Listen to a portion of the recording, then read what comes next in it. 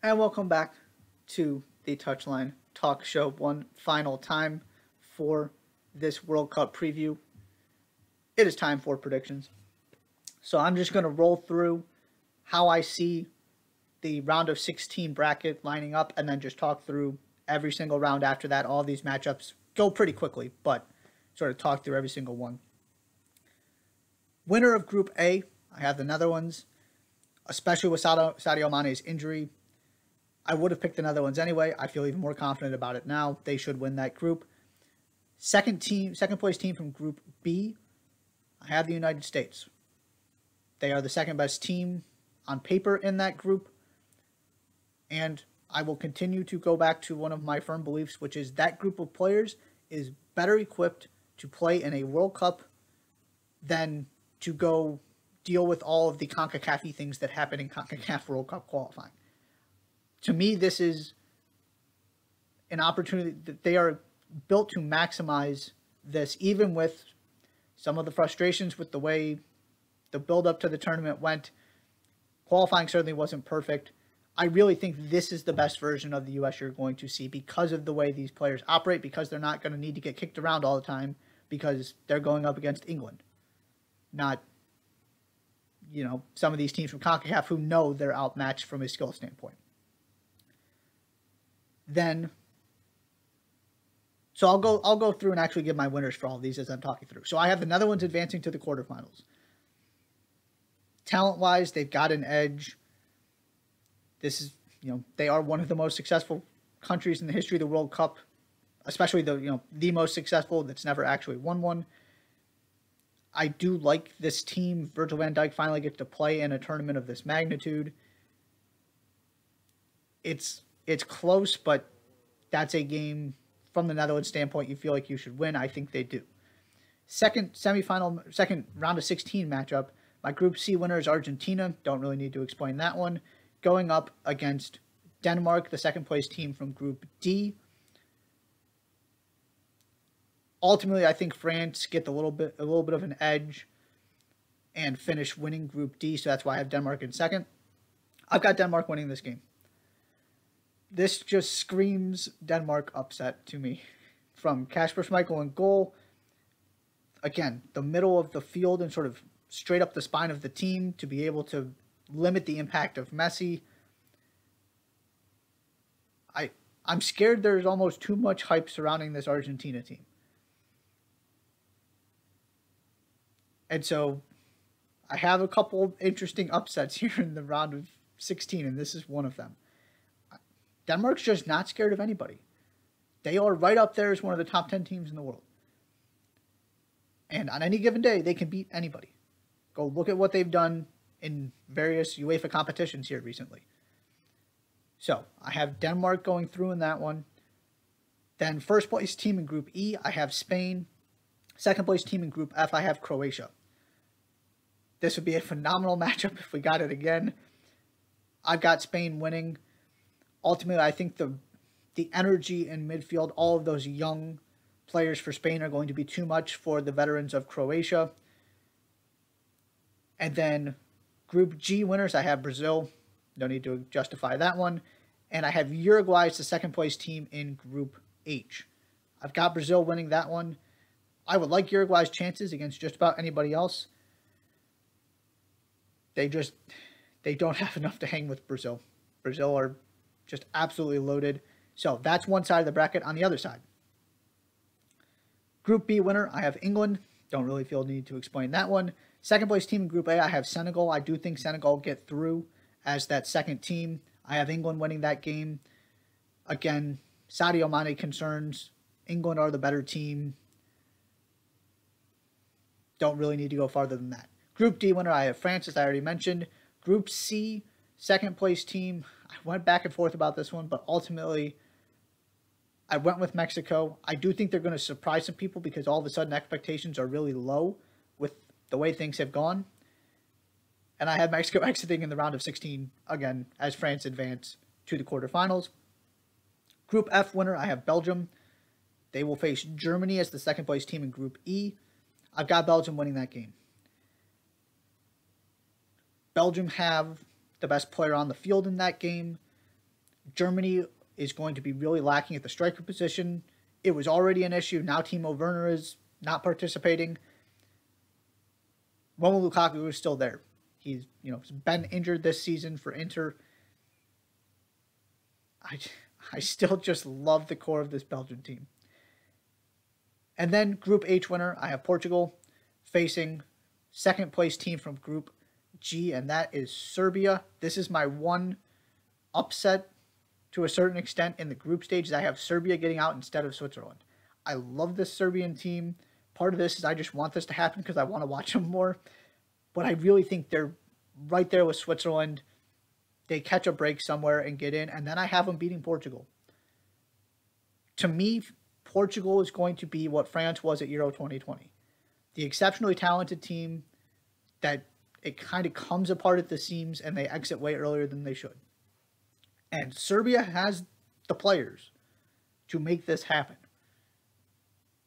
So my quarterfinal matchups: Netherlands against Denmark, Spain against Brazil, England against France, Belgium against Serbia. Starting with Netherlands and Denmark, I have Denmark going through, and I feel like there's a real argument. It's just because Denmark is the better team. There's a ceiling to the Dutch, and I feel like Denmark's ceiling is higher. And so that ultimately was the tiebreaker for me. Spain, Brazil, I've got Brazil going through. I think things have to fall right for Spain to get to a semifinal. I feel like it's more of a quarterfinal exit for them because they're going to come up against one of these teams that has just a little bit more talent than they do and more experience.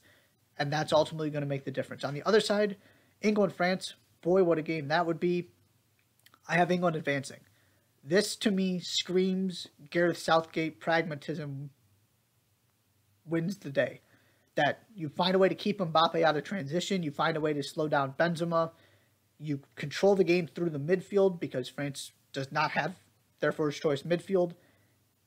And England are able to win this game. And then Belgium, Serbia, I've got Belgium. This is where, as much as I love this Serbian team, you run out of firepower. You're going up against Kevin De Bruyne, Yuri Tillmans in that midfield. And ultimately, a phenomenal tournament for Serbia comes to an end. So that leaves us with 3 European teams and Brazil in the semifinals. Denmark, Brazil, semifinal number 1. I've got Brazil advancing. This is where finally Denmark runs out of steam. Brazil is just better at basically every single position on the field. And it's another situation where, okay, Denmark in this scenario beats Argentina, but they do have a fairly easy route to get to the semifinals. I also like them better against European teams. That's another part of this for me. I don't like their chances against Brazil as much, a team they're not as familiar with. And then we got England, Belgium on the other side. I've got England. This is again where, as much as I love Kevin De Bruyne, that England team is just better. They've got Jude Bellingham, Declan Rice, and whoever else is going to end up in that midfield. Calvin Phillips hopefully is healthy by this point. I don't think that can be understated. I am the biggest defender of Kevin Phillips. You've got Harry Kane to sort of go with Lukaku. You've got some of De Bruyne's teammates, so you've got that little bit of an advantage. And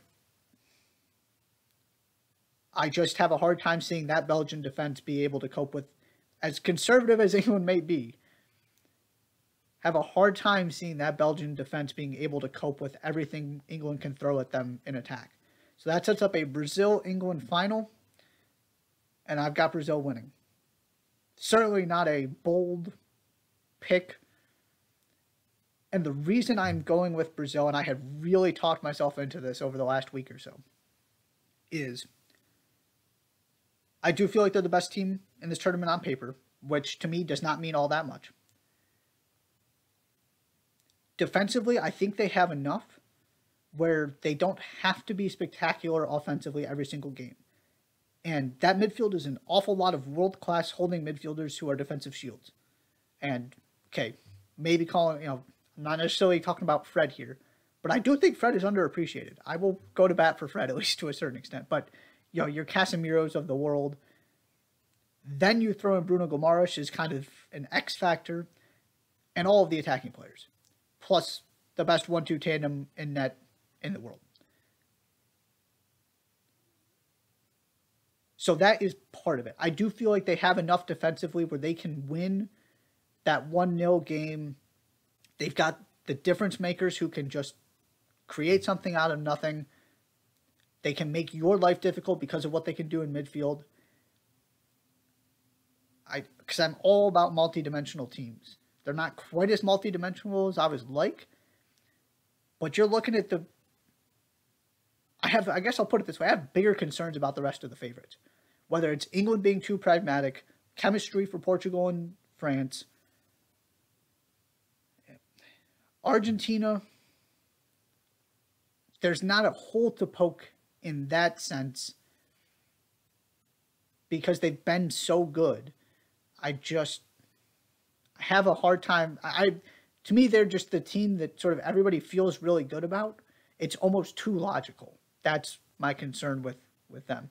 And Brazil, my concern is they haven't actually proven they could do this at a major tournament.